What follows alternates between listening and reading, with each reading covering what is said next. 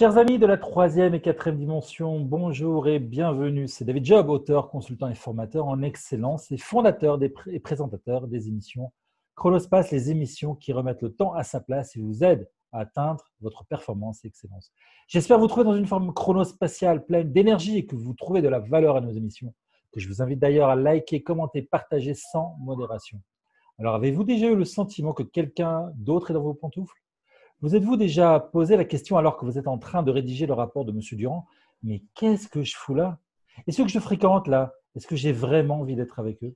Si vous vous reconnaissez dans ces situations, c'est que vous n'êtes probablement pas aligné, donc vous ne pouvez pas arriver à la meilleure version de vous-même. L'alignement comme moteur de la performance est le sujet d'aujourd'hui.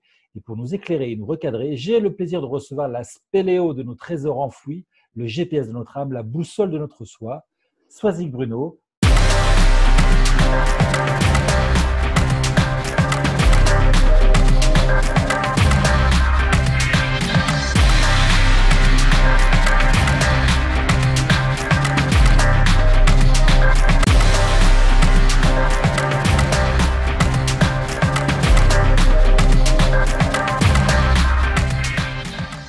Swazik, bonjour.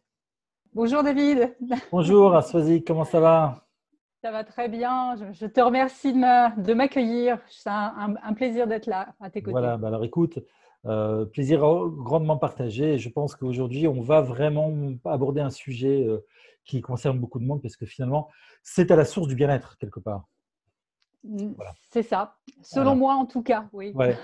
Alors, on va passer par la première question, la question Darling. Je ne sais pas si tu te souviens de cette pub Darling. Darling, c'était des parfums comme ça, et Darling, ce sont les autres qui en parlent le mieux. La question Darling. Ouais. Alors, Swazik Bruno, ce sont les autres qui en parlent le mieux. Ben, que dirait-il? Alors, si en général, ce qu'on retient de moi, je pense, c'est mon énergie. Je suis quelqu'un avec beaucoup d'énergie, effectivement, l'enthousiasme que j'ai. Cette façon aussi peut-être de toujours trouver des solutions, de toujours essayer de faire les choses, pas forcément comme on doit les faire, mais plutôt essayer de repenser un petit peu ce qui est souvent donné un peu, tu vois, clé en main, d'essayer de trouver des solutions. Donc, effectivement, ce côté un peu astucieux, créatif, voilà, je pense que ça me caractérise. Voilà. Swazik, les bons tuyaux. Ouais. Si tu veux. Alors, tu nous livres en clin d'œil sur ta chaîne YouTube tes capsules de guide en spéléo interne. Ta page Facebook nous fait découvrir nos trésors cachés, enfouis. Alors, voyage au centre de soi, Swazik? Oui, c'est ça, c'est l'objectif, c'est ça, c'est effectivement d'oser aller trouver les réponses à l'intérieur de soi pour justement s'extraire un petit peu de certains mécanismes qu'on a tendance à avoir, à savoir de rendre un petit peu les autres ou les situations responsables de ce qu'on vit. Alors que finalement, quand on prend le temps d'aller regarder à l'intérieur, on comprend pourquoi on vit ces situations et on comprend ce que finalement elles nous disent de nous-mêmes et ce que les autres aussi nous renvoient de nous-mêmes. Mais c'est vrai que la spéléologie intérieure, j'utilise cette métaphore parce que pour moi, ce voyage, il est vraiment nécessaire pour pouvoir mettre en place après le bon environnement de vie et aller vers ce qui nous convient le mieux. C'est ça. Alors, souvent, c'est assez connu. Il y a des choses qui nous énervent autour de nous. Eh bien, ça ne sert à rien de vouloir changer l'environnement, changer les autres. Et parfois, simplement le fait de changer soi-même va nous permettre de pouvoir finalement avoir un impact positif sur l'environnement. C'est un petit peu ça que tu essaies de nous dire ici. Oui, alors en fait, je vais même aller un peu plus loin. C'est parce que c'est souvent le fait c'est pas tant de se changer, parce qu'au contraire, c'est presque au contraire de se révéler à soi-même. Parce que vouloir se changer, c'est essayer de ressembler à quelque chose qu'on n'est pas forcément. Alors que là, c'est juste de s'autoriser à se débarrasser, au contraire, du trop. Tu sais, plutôt que de rajouter des trucs, on va plutôt se dire, est-ce que je n'ai pas trop de choses finalement qui m'encombrent et qui me limitent et qui m'empêchent d'être à mon maximum et comme tu le disais tout à l'heure, d'être dans un environnement qui me correspond vraiment, quoi, plutôt que, voilà, comme font la majorité des gens et comme je l'ai fait aussi, de s'adapter à quelque chose qui fondamentalement n'est pas fait pour nous. C'est ça. Poser ses valises, une bonne fois pour toutes, et puis avancer, quoi, et arrêter de vouloir faire le caméléon, absolument. Arrêtez, j'ai pas entendu la fin de ta Faire le phrase. caméléon. Excuse-moi, David. Arrêtez de vouloir faire le caméléon. Ouais, c'est ça en fait. Arrêter cette suradaptation parce que souvent on a le sentiment qu'on n'a pas le choix en fait. La plupart des gens pensent qu'ils n'ont pas le choix. J'ai pas le choix, c'est comme ça, etc. Mais en fait, quand les gens s'autorisent à se dire, mais finalement, moi, inverse un petit peu les choses, c'est-à-dire qu'au lieu de vouloir se fondre dans un environnement qu'on leur donne, c'est s'interroger de qui ils sont fondamentalement et à partir de qui ils sont, se dire, mais finalement, ce serait quoi l'environnement dans lequel je dois évoluer pour être totalement bien. Donc, on inverse le processus. C'est ça, c'est la démarche inverse en fait que tu dis. Oui, c'est ça. La question pour les nuls. Alors, Swazik, je te propose, je te confie la rédaction du tome Être aligné pour les nuls. Tu écrirais quoi? Ah, ce serait tellement bien si c'était si simple. Être aligné pour les nuls. Alors, en quelques mots, alors ça va être d'abord, je crois que c'est fondamentalement quelque chose quand on est justement caméléon, et c'est vrai que c'est souvent le cas des gens qui sont sur des profils, notamment des profils au potentiel, des profils hypersensibles. C'est des gens qui ont tendance justement à mettre leur attention sur l'extérieur et à faire en sorte que l'extérieur les apprécie. Donc, en fait, ils vont mettre en place des stratégies, mais des stratégies qui sont des stratégies mentales. Et ça va prévaloir par rapport à leur ressenti. Tu sais, les situations notamment de burn-out, on le retrouve beaucoup, c'est-à-dire qu'on est dans une situation, on sent qu'à l'intérieur, ça ne va pas bien, on ressent qu'il y a quelque chose qui ne colle pas, mais on s'empêche de le voir et on trouve tout un tas de raisons de continuer. On va trouver, il faut que je gagne ma vie, et puis j'ai pas le choix, et puis c'est comme ça, et puis vas-y, tu vas y arriver, serre les dents en gros, et t'y vas. Et en fait, petit à petit, on se déconnecte de l'aspect vraiment sensible de nos ressentis. Donc, dans les nuls, dans cette fameuse Bible que tu me proposes, la première chose, ce serait d'apprendre à écouter les signaux de son corps, à entendre et à ressentir les moments où, effectivement, il y a ces inconforts qui apparaissent. Donc, ça, c'est la première chose. Ce qui est intéressant, c'est quand cet inconfort est là, c'est de tirer un petit peu le fil et de se poser la question de ce qu'il a créé. Je ne sais pas si ça t'est déjà arrivé, David, mais de te lever un matin, de te sentir bien. Et puis, à un moment donné de la journée, tu sens qu'il y a un truc à l'intérieur, tu sais, qui n'est plus tout à fait en phase. Je ne sais pas si tu as déjà ressenti ça. Et ouais. J'ai envie de passer pour un super-héros, tu sais. Non, moi, non, c'est le truc des autres. Moi, c'est jamais. Ouais, c'est ça. Mais nous sommes tous humains, donc en fait, on vit ça. Mais c'est vrai que la plupart du temps, on ne s'y arrête pas. Donc, quand on veut vraiment faire cette téléologie, donc la première étape, c'est ça, c'est que je me sens inconfortable, c'est de se dire, je vais tirer le fil de ce qui s'est passé peut-être ces dernières heures pour essayer de comprendre à quel moment j'ai eu ce sentiment inconfortable qui s'est installé. Et on va retomber souvent sur une situation, une parole qu'on nous a dite, etc. Et là, on s'arrête dessus. Et là, à ce moment-là, on va se dire, tiens, qu'est-ce que ça a touché en moi, ce truc-là? Qu'est-ce que j'ai ressenti à ce moment-là? Est-ce que ça a piétiné une valeur qui est importante pour moi? Est-ce que ça m'a mis dans un inconfort particulier? Et à partir de là, on va pouvoir déterminer le besoin, finalement, qui n'a pas été nourri à ce moment-là pour nous. Et quand on a conscience du besoin qui n'a pas été nourri, on se pose la question de savoir, finalement, qu'est-ce qu'il aurait fallu que je fasse? Peut-être que je dise ou la façon dont je me comporte pour que finalement, cet inconfort n'apparaisse pas. Et c'est là où c'est difficile parce que ça va nécessiter de mettre en place des changements de comportement. Et quand ces changements de comportement se mettent en place, alors c'est souvent un peu inconfortable aussi, forcément, parce que sur le moment, ce n'est pas quelque chose qu'on fait spontanément. Mais dans un second temps, à force de les mettre en place, en fait, ça devient plus fluide. Est-ce que tu veux que je te donne un exemple?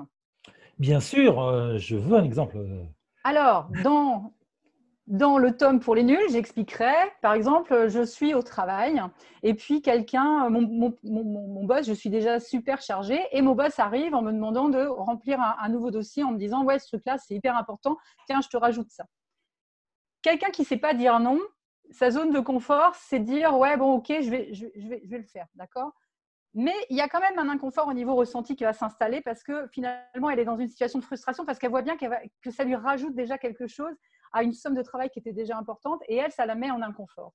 Et en fait, quand elle a conscience que ça la met en inconfort, la question à se poser, c'est qu'est-ce que j'aurais dû faire? J'aurais dû être capable de dire à mon boss, écoutez, je suis désolée, mais ça, je ne suis pas en mesure de répondre à votre demande.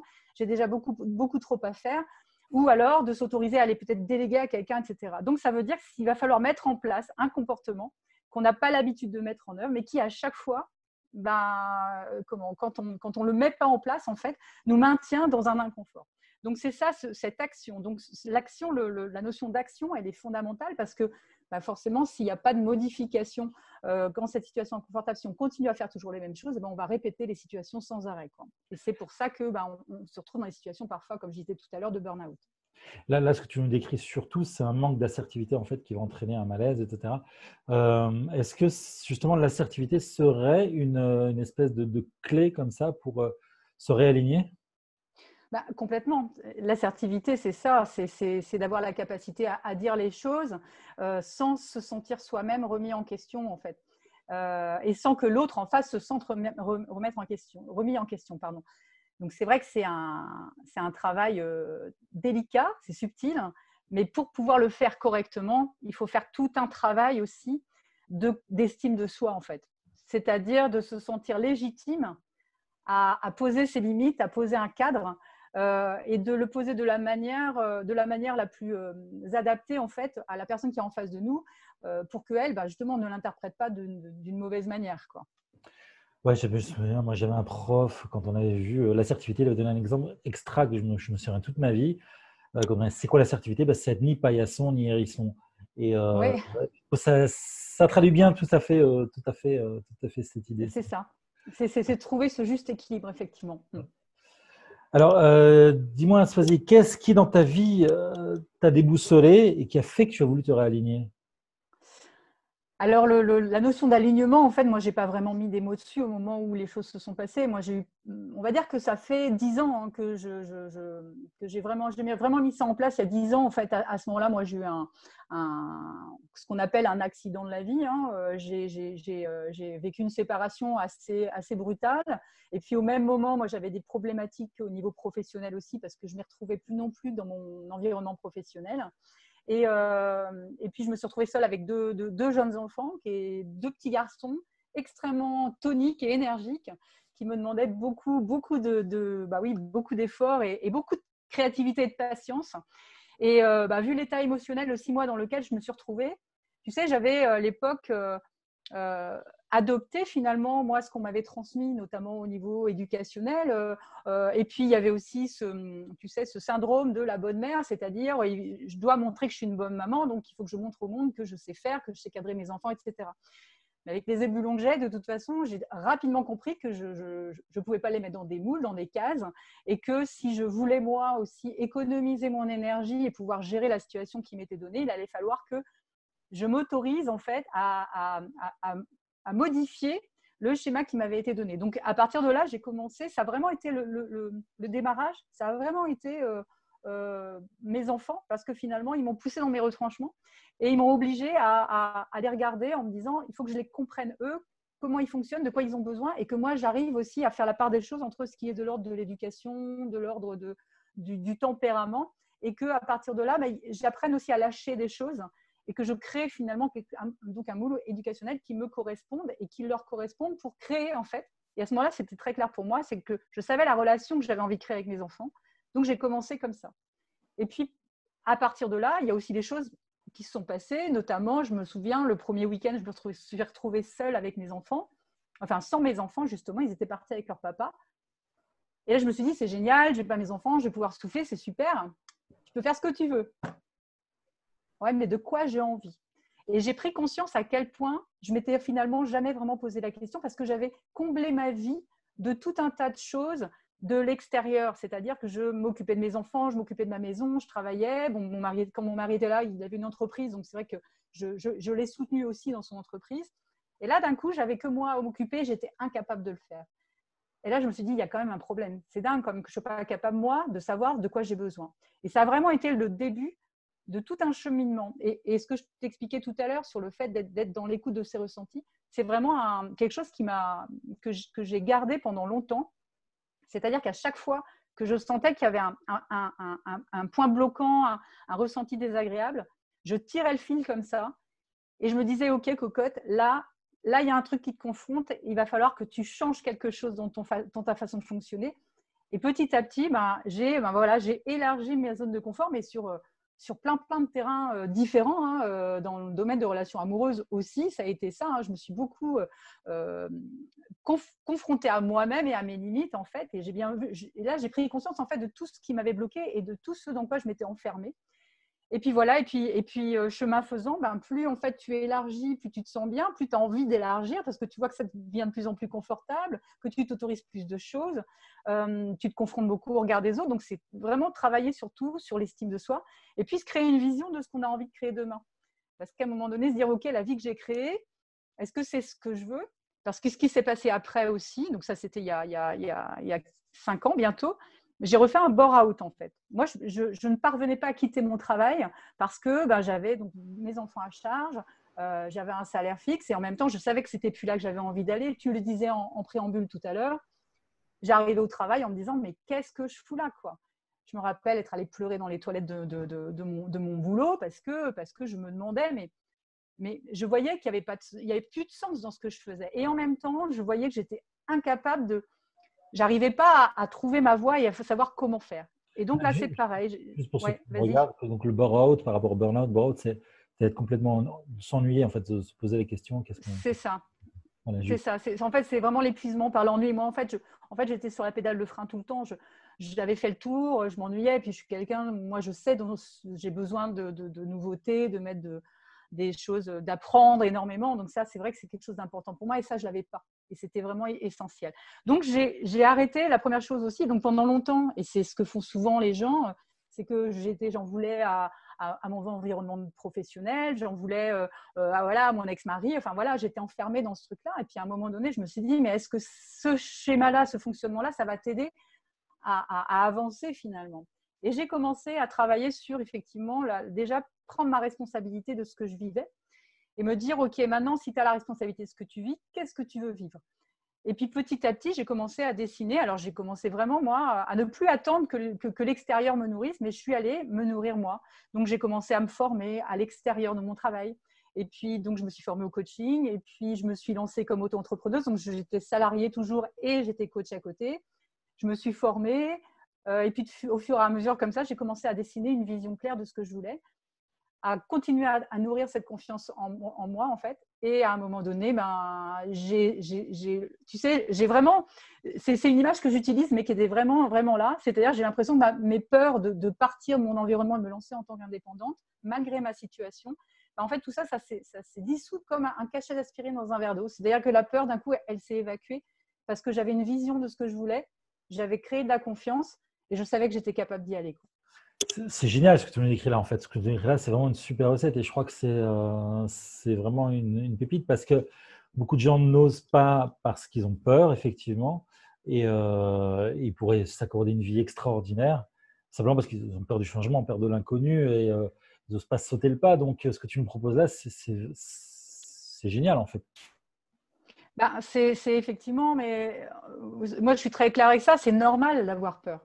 C'est normal d'avoir peur parce qu'en fait, je n'ai pas dit que c'était normal, mais c'est vachement paralysant pour beaucoup de personnes. Ouais, c'est ça. Le souci, c'est à un moment donné, c'est qu'est-ce qu'on veut. Est-ce qu'on veut… Moi, tu sais, j'avais une chanson dans la tête. Je me rappelle, tous les jours, j'allais au travail et j'avais la chanson de Gérald de Palmas, « Je n'ai qu'une seule vie ». Et elle tournait je pensais que c'était marcher dans le sable, non? Non, c'était pas marcher dans le sable. Je peux parce que je suis pas loin de la mer, mais c'était ça aussi, mais c'était pour d'autres raisons. Mais c'était vraiment, je n'ai qu'une seule vie, une seule vie. C'était vraiment ça que j'avais en tête. Et je me projetais à la fin de ma vie et je me disais, quel regard tu porteras sur toi si tu restes là, si tu ne dépasses pas cette peur-là. Et je savais que je ne voulais pas être la personne qui aurait ces regrets-là. Et ça, c'était vraiment quelque chose de très, très puissant et c'était quotidien. Et en même temps, ce qui était difficile à gérer, c'est effectivement, c'est combien de temps il va me falloir pour pouvoir réussir à le faire. Et c'est ce chemin-là qui est difficile, en fait. Voilà, du coup après, tu as écouté Goldman avec Envole-moi. Voilà, exactement. Ouais. Ok, pour ceux qui nous regardent et qui sont beaucoup plus jeunes, ils vont se dire, c'est quoi ce discours de quoi il parle? Vieux cadre à 5 ans. Ok, alors, Swazik, peur, comparaison aux autres. Comment quitter le Schlala Club? Alors, Schlala Club. Ah, ouais. Comment? Le Schlala Club. Ouais. J'ai vu que tu as vu ma vidéo sur le Ouais, Shashla Club. Alors, juste pour la j'ai petite histoire, en fait, vraiment adoré, ouais. ouais, le Shashla Club, c'est vraiment… Alors, en plus, c'est un peu tiré comment dire, la culture judéo-chrétienne, tu sais. C'est ma faute, c'est ma très grande faute. Et on se flagelle comme ça en permanence, tu sais. Bah ça, c'est vrai que c'est ces fameuses petites voix, tu sais, qui sont dans nos têtes et qui nous glissent à l'oreille tout le temps. Mais t'es nul, tu vas pas y arriver, c'est trop dur, t'as pas de chance, tu seras pas capable, etc. Tu sais, qui sont vraiment dans la critique permanente. Je suis moche, je suis gros, je suis petit, je suis pas assez costaud. Et à un moment donné, on peut les laisser finalement nous guider comme ça. Mais est-ce que ces voix-là, elles vont nous nourrir et nous soutenir pour avancer dans la bonne direction? Et donc voilà, donc comment quitter le Shashla Club et pour aller au ce que j'appelle le Wawa Club, le Waouh génial et tout. Et ben en fait, c'est vraiment d'être toujours pareil, en conscience. Donc là, tout à l'heure, c'était conscience de ses ressentis, mais c'est aussi conscience de ses pensées, c'est-à-dire quelles sont les pensées que je nourris chaque jour et est-ce que c'est ces pensées-là qui vont m'aider à progresser? Et quand on a conscience de ces pensées, c'est le début du changement, puisqu'on peut aussi décider de changer en conscience ses pensées. Alors, il y a aussi beaucoup de croyances limitantes par rapport à ça, parce que les gens, ça je le constate, c'est quelque chose qui revient souvent dans mes accompagnements, les gens ont tendance à dire « ouais, mais moi, en gros, je ne veux pas être prétentieux, donc je ne peux pas dire que, que je sais faire des choses, que je suis intelligent, que je suis… » Parce qu'on a peur d'être prétentieux, en fait. Mais quand on a peur d'être prétentieux, ça veut dire qu'on est toujours dans cette notion de comparaison, puisque la prétention, c'est se croire meilleur que les autres. Quand on est vraiment aligné, justement, et pour aller dans ce Wawa Club, c'est juste, j'accueille mes talents, j'accueille ce dans quoi je suis douée, je prends conscience de mes réussites, je prends conscience des choses que je fais bien, je prends conscience des valeurs qui sont les miennes et qui sont justes. Et c'est juste ça. Et quand on a cette capacité justement à le mettre en boucle en se disant, plutôt que de dire ouais, je suis nulle, c'est oui, c'était difficile, mais au moins j'ai tenté. Et même si je n'ai pas obtenu le résultat que je voulais, j'ai quand même tenté. Ou alors, non, je suis nulle, je ne crois pas parce que regarde, j'ai eu telle et telle réussite avant et j'ai prouvé par toutes mes actions que je ne suis pas ce que mes pensées m'envoient, quoi. Donc, c'est vraiment très, très, très, très volontariste, en fait, comme démarche. Et ça doit être tous les jours. Ça doit être tous les jours. On croit à nos petites voix négatives qui nous envoient de la merde. Hein. Je suis désolée de dire comme ça, mais c'est ça. Donc, qu'est-ce qui nous empêche de croire à toutes ces voix positives, en fait, qu'on pourrait s'envoyer, quoi. Ouais, c'est ça. Donc, on a hérité en fait de tout un tas de clichés, tout un tas de quand c'est pas bien d'eux, ou bien c'est les gens riches, ils sont riches, c'est parce qu'ils sont malhonnêtes, ou des choses comme ça, et qui nous empêchent. En fait, c'est inconsciemment notre cerveau dit attention, tu es en train de ressembler à tout ce dont on t'a enseigné qui est pas bien. Et c'est arrivé en fait à se battre contre ces croyances limitantes et qui nous empêchent, comme tu disais, d'avancer. Ça, c'est toujours en fait cette comparaison et cette comparaison, cette remise en question de se dire voilà ce que je suis en train de faire, ce que je suis en train de penser. Est-ce que ça me sert ou ça me sert pas finalement, c'est ça. En fait, c'est ça. Est-ce que ça va m'aider à avancer dans la direction que je souhaite donner à ma vie, tout simplement? Ouais. Est-ce que c'est en pensant, en ressassant tous les jours, je suis nulle, je suis pas bien, que je vais pouvoir, je sais pas, changer de job, je vais pouvoir, je sais pas, moi, draguer l'homme de ma vie ou quoi? Parce qu'on sait bien que tout ça, c'est aussi au niveau énergétique. Et qu'en fait, quand on envoie des pensées, tout est lié, hein, de toute façon, pensée, mental et corps, tout est lié. Donc, ça veut dire que quand on commence à envoyer des pensées, on va entretenir un état émotionnel qui va être négatif. Et quand on a un état émotionnel qui est négatif, on va mettre aussi des comportements qui ne vont pas non plus être des bons comportements. Donc, il va falloir mettre en place une clé de changement. Donc, la clé de changement, effectivement, elle démarre notamment de notre capacité à modifier nos pensées. Ça, donc, à l'inverse de ce qu'on disait au début, c'est qu'on est vachement influencé par son environnement, on essaie de ressembler à son environnement.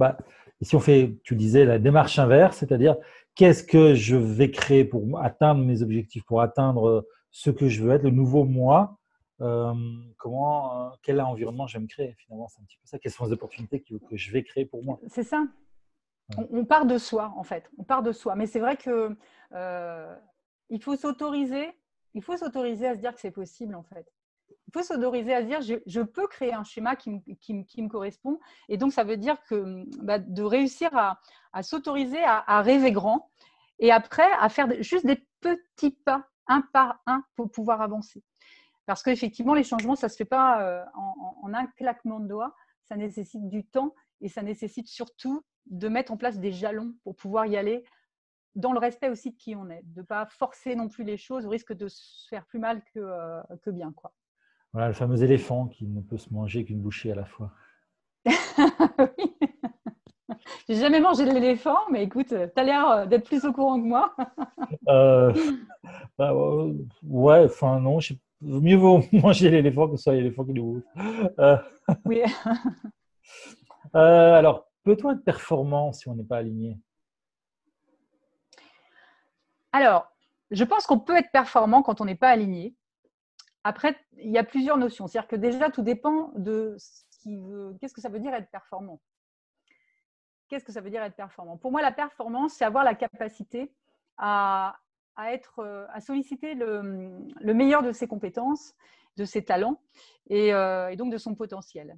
Or, quand on n'est pas aligné, on va pouvoir atteindre un certain niveau de réussite, mais peut-être au prix d'une résistance aussi à certains autres paramètres et peut-être pas forcément toujours dans le respect de qui on est.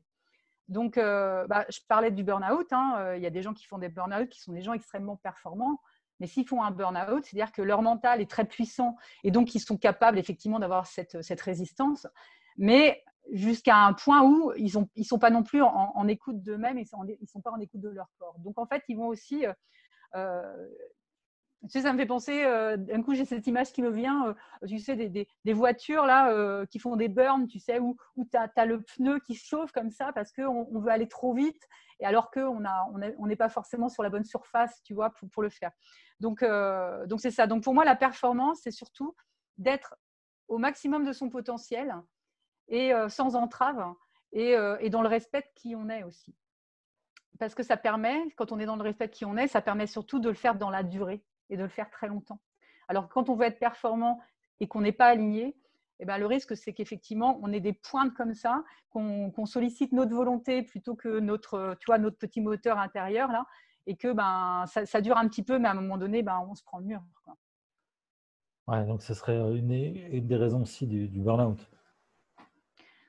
Ça peut, ça n'est pas toujours le cas, mais ça peut effectivement mener à des burn-out. De toute façon, moi, j'accompagne beaucoup de gens qui sont, soit qui en ont fait, soit qui sont ils sentent qu'ils sont sur cette pente-là. Et en fait, quand ils ont compris, ils se rendent compte que oui, ils ont accepté des choses qui ne leur convenaient pas, qu'ils ont voulu trop bien faire, trop en faire, et qu'en fait, ils se sont désaxés un petit peu. Et que, en général, même si au niveau professionnel, par exemple, ils sont hyper performants, ils voient bien que ils sont peut-être plus capables d'être un bon conjoint, un bon père ou une bonne mère. Ils n'ont plus forcément de vie sociale parce qu'ils n'ont plus l'énergie. Donc, c'est pour ça que cette notion de performance, d'alignement, elle est essentielle si tu veux vraiment être bien, mais dans toutes les sphères de ta vie aussi, quoi. D'où l'importance de se connaître, en fait, de se connaître et de se connaître son soi profond. Alors, c'était ma question suivante. Alors, on a bien compris, que c'est super important de se connaître, d'être au profond de soi-même, de ses ressentis par rapport à toutes les situations. Est-ce que ça suffit pour être aligné ou il faut autre chose encore? Alors, se connaître, c'est bien. Mais pour s'aligner, c'est l'action qui va faire la différence. C'est-à-dire que je reviens sur l'exemple que je te donnais tout à l'heure, quelqu'un qui dit « moi, je ne sais pas dire non ». Celui qui dit juste « moi, je me connais, je sais, je ne sais pas dire non ». La question, c'est d'après, et pour s'aligner, c'est « est-ce que tu es bien avec ça ?» Alors, il y en a peut-être des gens qui vont dire « je ne suis pas sûre qu'ils soient totalement honnêtes avec eux-mêmes », qui vont dire « oui, ça me va bien ».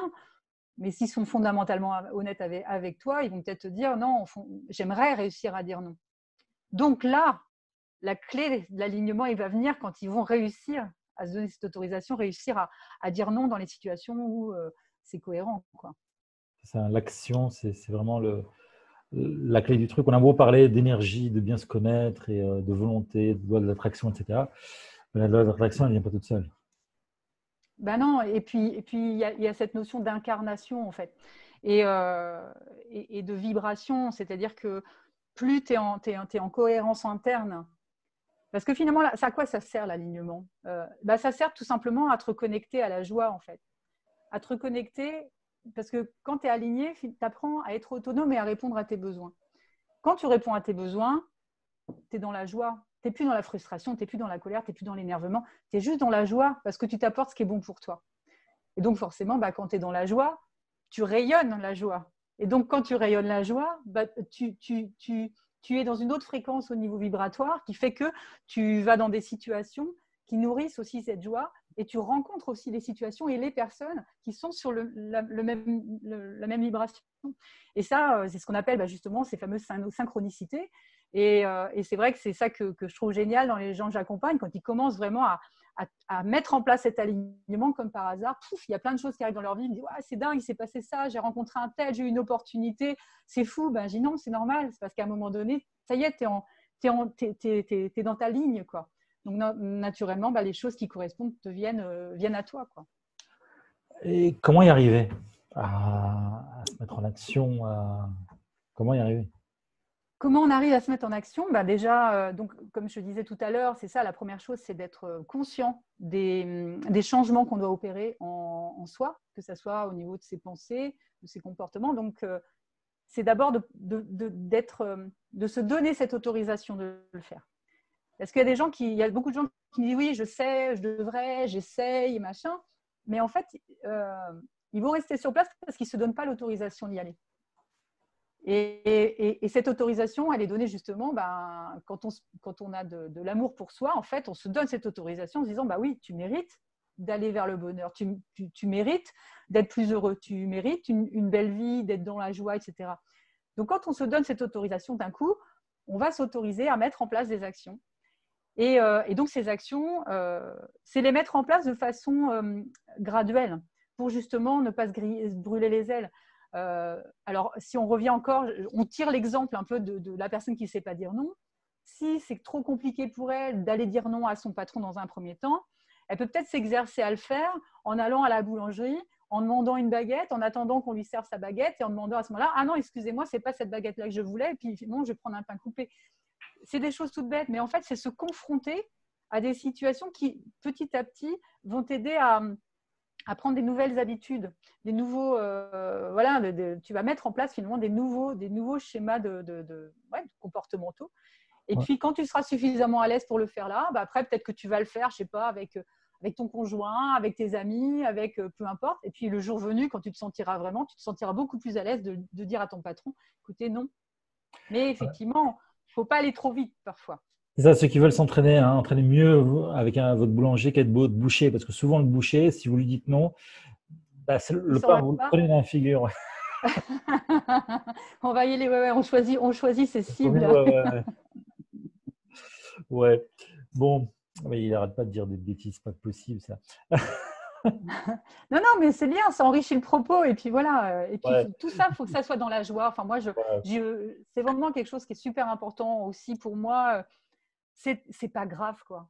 Moi, souvent, je dis aux gens, mais cool, c'est pas grave. Ils me disent, ouais, mais bon, j'ai pas réussi. C'est pas grave, tu as le droit de te tromper. Et tu as le droit, du moment que tu essayes, du moment que tu continues, vas-y. Et c'est pas grave. Et amuse-toi et prends du plaisir. Parce que finalement, tout ça, c'est un jeu, quoi. Ça, je crois que c'est vachement important. On a toujours peur du regard des autres. Et donc, du coup, ça nous a un stress pas possible. Et en fait, on oublie que les autres aussi, ils se plantent aussi. Et alors, et justement, parce qu'on s'autorise à se planter, parce qu'on se dit, ça ira mieux demain, ça ira mieux demain. Donc, cool, quoi. Ouais, et puis on a tous le droit, à l'erreur. Et puis la vie est un apprentissage. Ouais. Peut-être c'est aussi des conséquences qu'on est en train de payer des vieux systèmes éducatifs, de l'excellence à l'école, etc. Si on n'a pas le bon bulletin, alors c'est la cata, on ne va pas pouvoir intégrer la grande école qu'on veut ou que papa ou grand-papa il a voulu pour nous. Et alors qu'en fait, finalement, c'est peut-être pas ce que nous on veut. Et deuxièmement, peut-être qu'on est bon dans d'autres trucs. Et tout n'est pas spécialement un super as de l'intégrale triple du 4e degré, mais par contre un super créatif. C'est très bien aussi. Ouais. Ouais. Tu sais, moi, j'ai accompagné, ça me fait penser à des personnes que j'ai accompagnées qui, tu connais les intelligences multiples de Howard Gardner, hein, qui dit donc, que nous avons donc, 9 types d'intelligence. Et c'est vrai que quand je lui ai fait découvrir ça, ça a été une révélation pour elle, parce qu'elle était persuadée qu'elle n'était pas intelligente. Parce que quand elle était à l'école, alors effectivement, ouais, tout ce qui était les maths, c'était pas trop son truc. Enfin, tout ce qui était lié aux intelligences qui sont évaluées dans le milieu scolaire et qui sont valorisées au niveau scolaire, et notamment les maths, la linguistique, etc.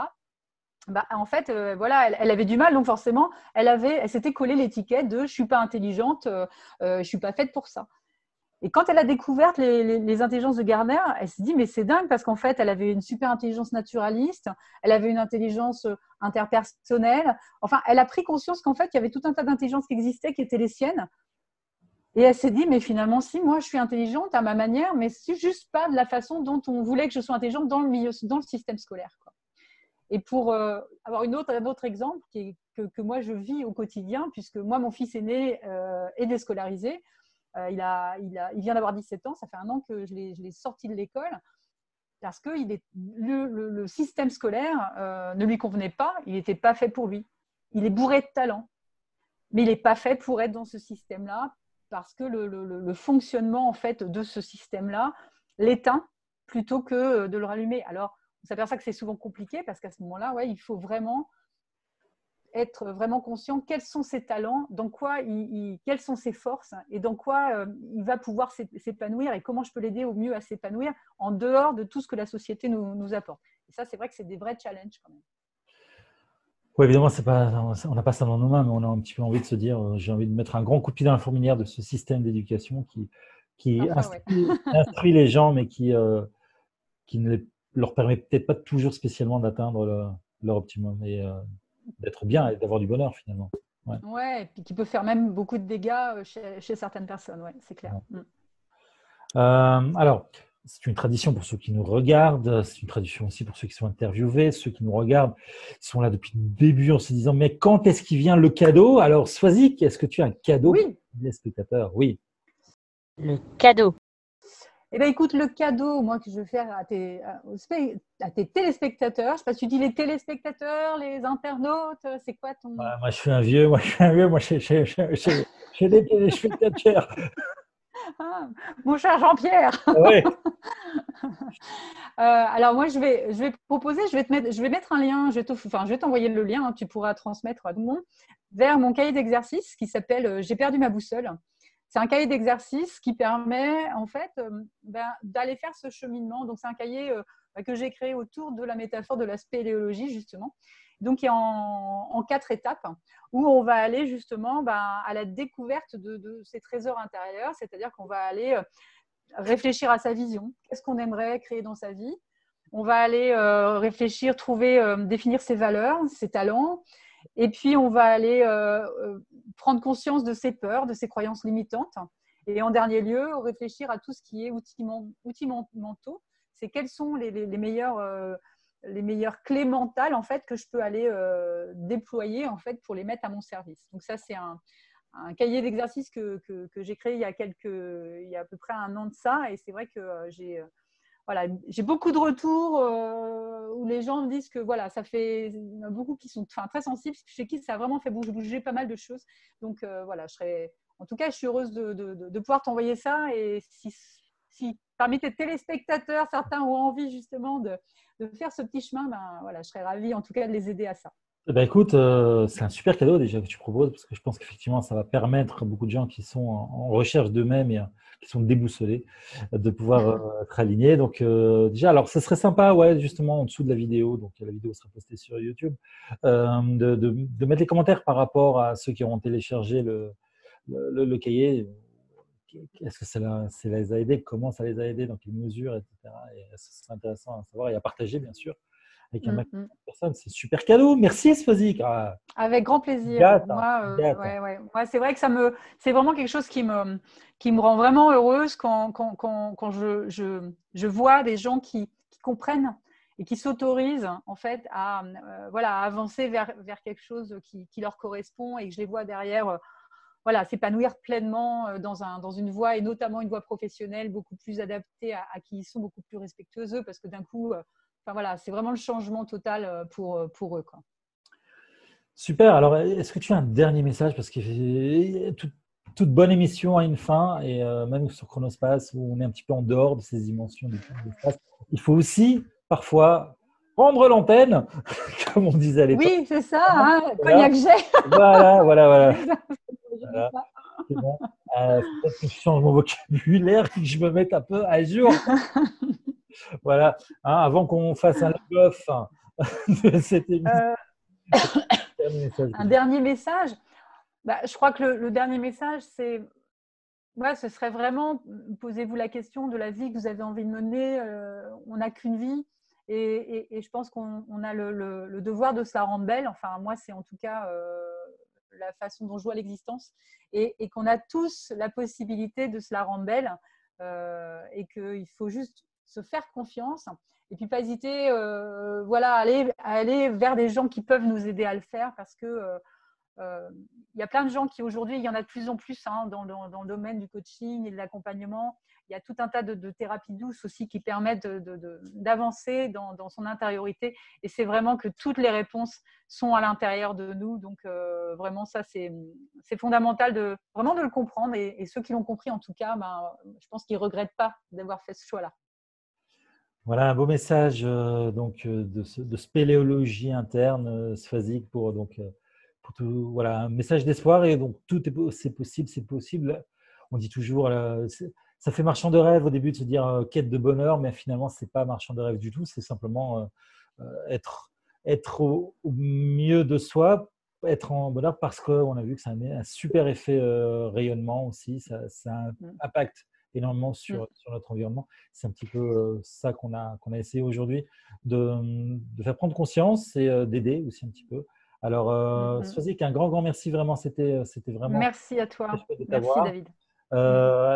Voilà, écoute, je te souhaite bien beaucoup d'alignement, d'être toujours bien sur ton X, et puis bien continuer ton travail de spéléo. On continue, on lâche rien, je continue. Voilà, garde le cap, garde la spéléo, et bien je vous souhaite aussi à tous ceux qui nous regardent, donc téléspectateurs et internautes aussi. Voilà, je commence à changer. Voilà, c'est bien. Bravo, David. Donc, merci, les pouces vers le haut. Ouais, donc, je vous souhaite aussi à vous tous, j'espère que cette émission vous aura permis de vous donner les clés, les pistes, et la réflexion et l'envie de se mettre en action aussi pour atteindre vraiment ce bonheur auquel tous vous y avez droit, nous y avons droit, et réactiver aussi peut-être un petit peu la boussole. Peut-être que vous êtes performant, mais vous n'êtes peut-être pas vers ce qui vous parle et ce qui vous fait vibrer. On aura l'occasion d'en reparler sûrement dans d'autres sujets plus ou moins liés. Il y aura une émission sur l'ikigai aussi qui sera là, donc qui est peut-être plus orienté outil à ce moment-là, qui va permettre de pouvoir vous donner des clés aussi par là. Voilà, et puis nous, on se retrouvera dans d'autres émissions aussi pour tout un tas d'autres sujets qui touchent à la performance, à l'excellence, à la gestion du temps, à la gestion de l'espace. Je vous remercie beaucoup d'avoir été avec nous. C'est toujours un réel plaisir. N'hésitez pas à partager, liker, dites-nous que vous nous aimez, dites-nous ce que vous voulez voir améliorer. Et voilà, et un grand merci à tous. Je vous souhaite une excellente soirée ou journée ou matinée en fonction de là où vous me regardez dans la francophonie mondiale. Au revoir, bonsoir à tous, bye bye.